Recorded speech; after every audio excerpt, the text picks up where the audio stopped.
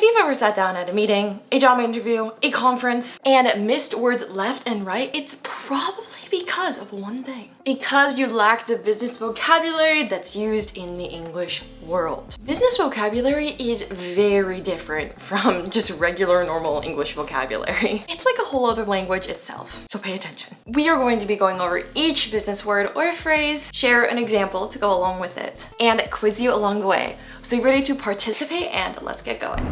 First, we have the phrase null and void. And what this word relates to is a contract that is no longer valid. You can't use it anymore. It's invalid, non-binding, or has no legal force whatsoever. It's null and void. An example of this could be, our lease will become null and void in 30 days if we don't renew it now. See, it's all about something that has no legal force. It won't mean anything if it's null and void. Next, we have the verb expand. Expand means to increase in size or nature. In business, we often talk about expanding a department or business, expanding it across the world. Last quarter, I brought on 10 new clients, and I helped expand global reach by taking the lead on 3 initiatives. Yeah, totally. We are so happy with the work that you've done. Next, we have the noun clause. In business law, a clause refers to a term in a contract or a statement, and the contract is a formal statement between 2 or more parties. A clause is part of that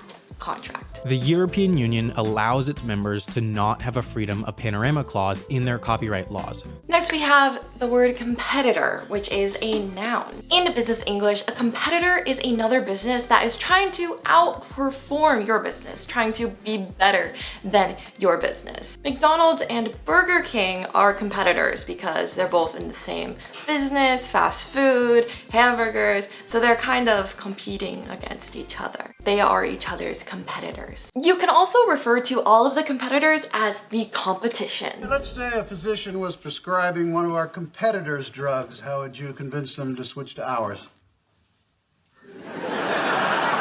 Let's practice what we've learned so far with a little quiz. First, what would you find in a contract? The correct answer is a clause, since a clause refers to a statement or term in a contract. Second, I have a situation for you. Say your boss wants your business to be in other parts of the country. What vocabulary word would they most likely use when discussing this?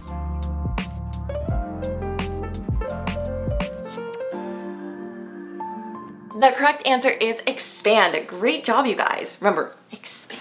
Next, we have the noun invoice. I feel like I hear this a lot, actually. Basically, an invoice refers to an itemized bill showing the list of goods or services provided, their prices, and the total amount to be paid. Usually, you need to pay a certain amount of money by a specific time after receiving your invoice. Next, we have a trademark, which can be a noun or a verb, depending on how you use it. It's a really cool word like that. Let me explain. The noun trademark refers to an officially registered name, symbol, or logo used to represent a product or firm. Trademark can also be used as a verb. It's similar to a copyright or a patent, but not entirely. An example of a trademark is this. We all know what this means, don't we? If you guessed McDonald's, you are correct. Trademark theft costs small businesses over $300 billion a year.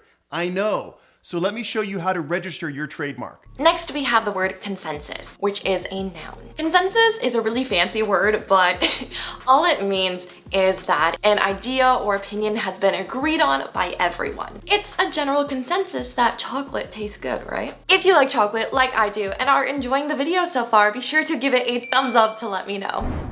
Next, we have public relations, which is a noun, and I actually really like this word. I don't know why. It just reminds me of being social, public relations, and I'm very social, so. Public relation deals with activities that your company does in order to make yourself look good, basically. Your company will do certain things to receive a good public image. Public relations can also be abbreviated into just PR. So if you see PR in business, that's probably what it means. Effective public relations is rooted in telling engaging, interesting stories about your company. Now we have agenda, which is a noun, and this is very, very common, like super duper common, especially in work meetings, because an agenda refers to the list of things you're going to go over in a meeting. Your agenda. Kind of like a to-do list for a meeting. That being said, you are probably going to use this word or hear it a lot in business English. I know I do. You have to make sure everyone's on mute. You have to be very crisp with your agenda. All right, everybody, let's review with another quiz. Let's see if you were paying attention. You right there. First, let's say that your business decides to host a charity event. This would be an example of what?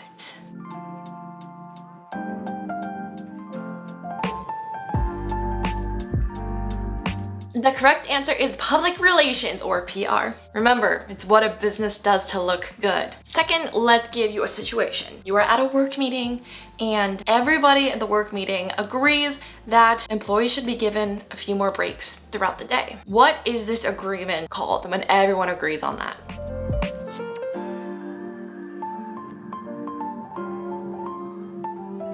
The correct answer is consensus. Remember, a consensus is an idea or opinion that is agreed on by everyone. Let's use FluentU to go over the next word on our list because I really love using it to study vocabulary words, so we're going to do it. Our next word is strategy. As you can see, strategy is a noun and in business refers to a plan that's been carefully put together to achieve a certain goal.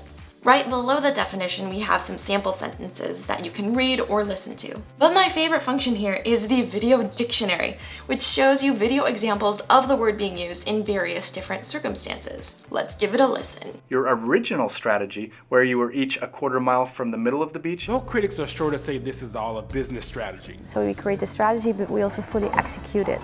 As you may have been able to see through all those examples, strategy is a very versatile word, meaning it can be used in lots of different scenarios. It's a really good word to know, to be honest, because it's not just used in business English. You can also have like studying strategies, but also marketing strategies like in business English. So it's very versatile. You can use it a lot. If you're on FluentU and want to practice strategy even more, you can always add it to a flashcard deck and come back and do a review quiz of the word anytime you want. I actually recommend doing this with all of the words on this list because it's so helpful for memorizing vocabulary.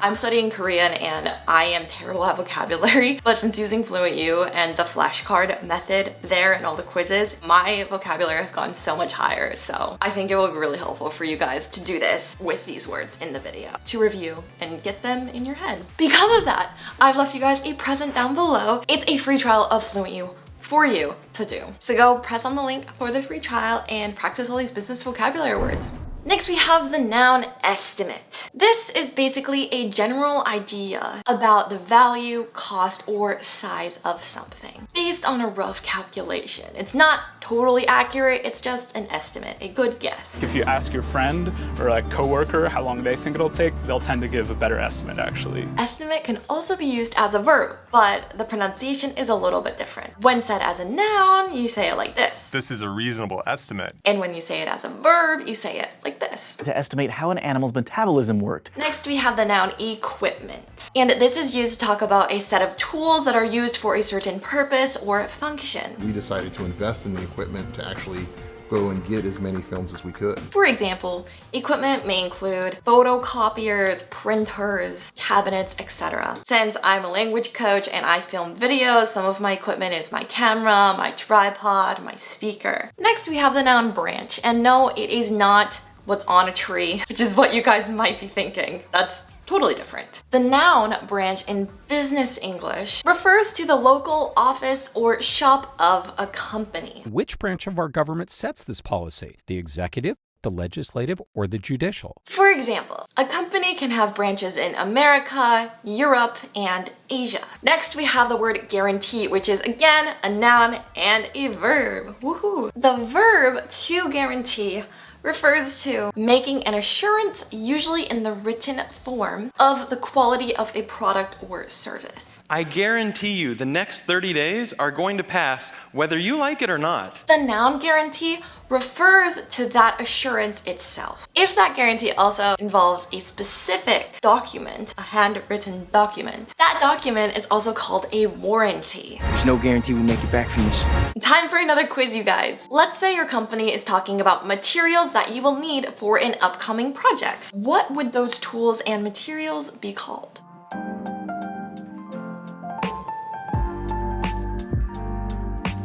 The correct answer is equipment. Great job, guys. Next, which one of these words that we've talked about is versatile, can be used in many different situations? Do you remember?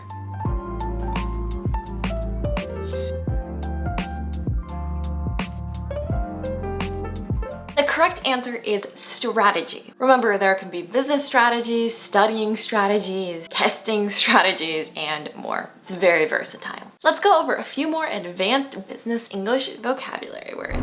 Here we have authorization, which is a noun. This comes from the verb to authorize, which means to give someone legal or official approval to do something. Authorization refers to the approval itself. For example, you could say, a manager's authorization is required for refunds of $500 or more. And just so you are aware, a refund is paying back money, typically to a customer who is not satisfied with the goods or whatever they bought. And it's pronounced refund. Next, we have the noun penalty, and this is not the happiest of words. A penalty is an official punishment. Yeah, not so great. It's usually a punishment through a fine or another payment for breaking a contract. It's the largest antitrust penalty ever leveled at a single company. Next, we have the noun headquarters, which is talking about a head office where the company is controlled by. It's the main office of the company. It can be used with a singular or plural verb. Bangkok became a hub for business travel as many multinational corporations established headquarters there.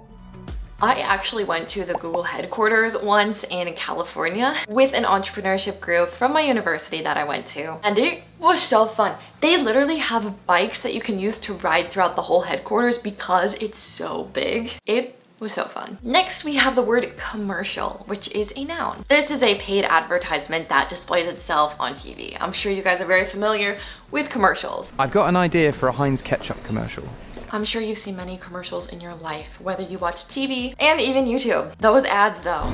If you want to review everything that I went over in this video, be sure to download the free FluentU PDF in the description below. I have all the information in here, plus more. It includes the entire vocabulary that I went over in this video and their definitions. Now, I have the perfect video for you guys to check out next. My friend Fallon tells you the do's and don'ts of having a job interview in English and has some hilarious examples to show you. It's such a great video and even I learned from it. So, Fallon will see you over there for part 2 of this lesson.